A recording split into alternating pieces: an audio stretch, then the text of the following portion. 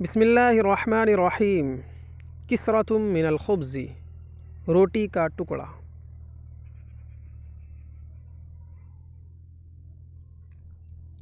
مرتن اخذت کسرۃ من الخبز لآکلها، ایک مرتبہ میں نے روٹی کا ایک ٹکڑا لیا تاکہ اسے کھاؤں۔ فقالت، تو روٹی کے اس ٹکڑے نے کہا، مہلاً یا سیدی، جناب رکیے، انک غیر جائع، آپ بھوکے نہیں ہیں، وقد اکلت اخواتی، آپ نے روٹی کے بہت سے ٹکڑے کھا لیے ہیں۔ افلا تحب ان اقص علیک قصتی، کیا آپ نہیں چاہتے ہیں کہ میں اپنی روداد آپ کو سناؤں؟ فإنها غریبۃ وإنها لذیذۃ، تو وہ روداد عجیب و غریب ہے اور لطف آمیز بھی ہے۔ قلت، میں نے کہا،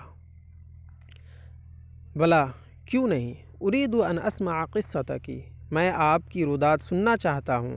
فلا آکلک حتی اسمع منک، تو میں آپ کو نہیں کھاؤں گا یہاں تک کہ آپ کی روداد آپ سے سن لوں۔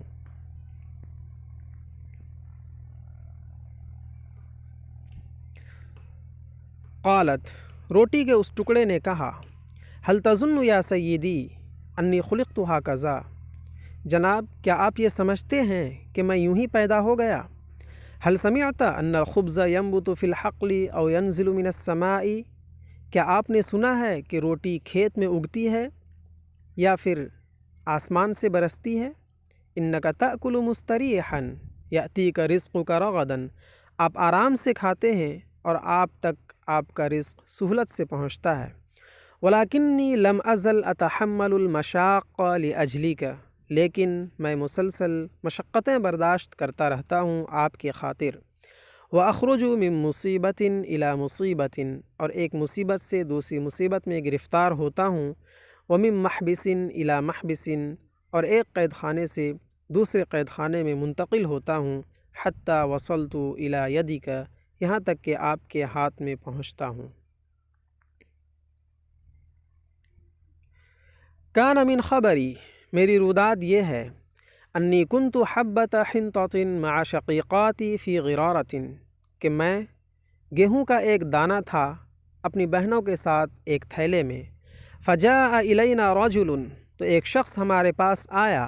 فاخذنی مع رفیقاتی، اور اس نے مجھے میری سہیلیوں کے ساتھ اٹھایا۔ فبذرنا فی التراب، پھر اس نے ہمیں مٹی میں بو دیا۔ ہنالک فی الحقل ابصرت الدنیا، وہاں کھیت میں نے دنیا کو دیکھا۔ واصابتنی الشمس، اور مجھے دھوپ لگی۔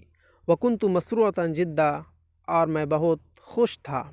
ولکن نزل المطر، لیکن بارش ہو گئی۔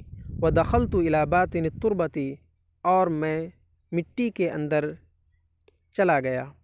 وبقیت مدفونۃ ایاما، اور کئی دنوں تک میں مٹی کے اندر ہی دفن رہا۔ واخذ جسمی یکبر وجلدی یضیق علی، میرا جسم بڑا ہونے لگا اور میری جلد مجھ پر تنگ ہونے لگی۔ حتی انشق جلدی، یہاں تک کہ میری جلد پھٹ گئی۔ وخرج منہ جزیرات کالشعر، اور بالوں کی طرح اس سے چھوٹی چھوٹی جڑیں نکلیں۔ ثم خرجت وريقات شقت التربۃ، پھر اس سے چھوٹے چھوٹے پتے نکلے زمین کو پھاڑتے ہوئے۔ وظہرت فوق الارض، پھر وہ زمین کے اوپر ظاہر ہو گئے۔ فکنت یا سیدی سنبلۃ قائمۃ علی ساق، اس وقت اے میرے سردار میں بالی تھا اور پنڈلی پر کھڑا تھا۔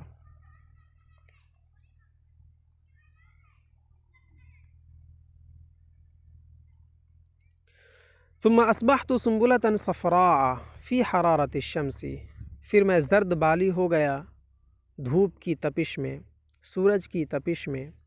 وکنت اری صدیقاتی، میں دیکھتا تھا اپنی سہیلیوں کو۔ وکنا نتحدث ونہتز طربا، اور ہم لوگ آپس میں گفتگو کرتے تھے اور خوشی سے جھومتے تھے۔ وکانت ایاما جمیلۃ، اور وہ دن بہت خوبصورت دنوں میں سے تھے۔ وما طالت تلک المدۃ، وہ خوبصورت ایام زیادہ دنوں تک نہیں رہے۔ فقد جاء رجال یحملون المناجل، بہت سے لوگ ہنسیاں لیے ہوئے آئے۔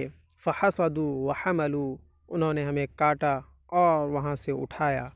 وانتقلت الی بیدرن، پھر میں کھلیان میں منتقل ہو گیا۔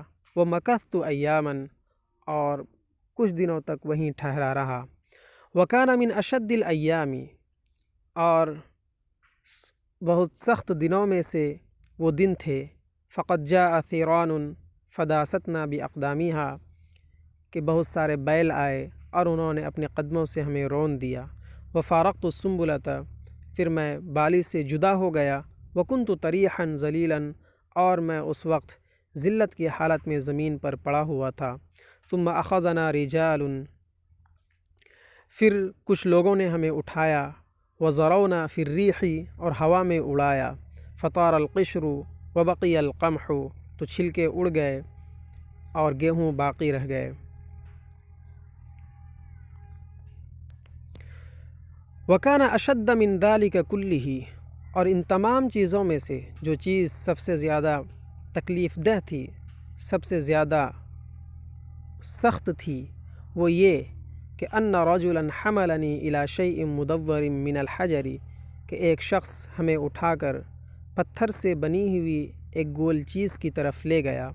فیہ ثقب، جس میں سوراخ تھا۔ وکنت اسمع له صوتا شدیدا کریہا وجعجعتا، اور میں اس سے سخت ناپسندیدہ گڑگڑاہٹ کی آواز سن رہا تھا۔ فالقانی فیہ، تو اس شخص نے مجھے اسی میں ڈال دیا۔ فطحننی طحنا، اور مجھے خوب پیسا۔ هل تعرف اسمہ یا سیدی، جناب کیا آپ اس کا نام جانتے ہیں؟ ذالک هو الطاحون او الرحا، وہ آٹا پیسنے کی مشین ہے یا پھر اسے چکی کہتے ہیں۔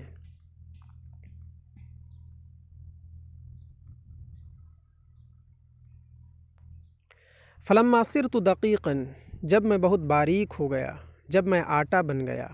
اخذنی الخباز ووضعنی فی معجنۃ، نان بائی نے، روٹی بنانے والے نے مجھے لیا اور آٹا گوندھنے کے برتن میں مجھے رکھ دیا۔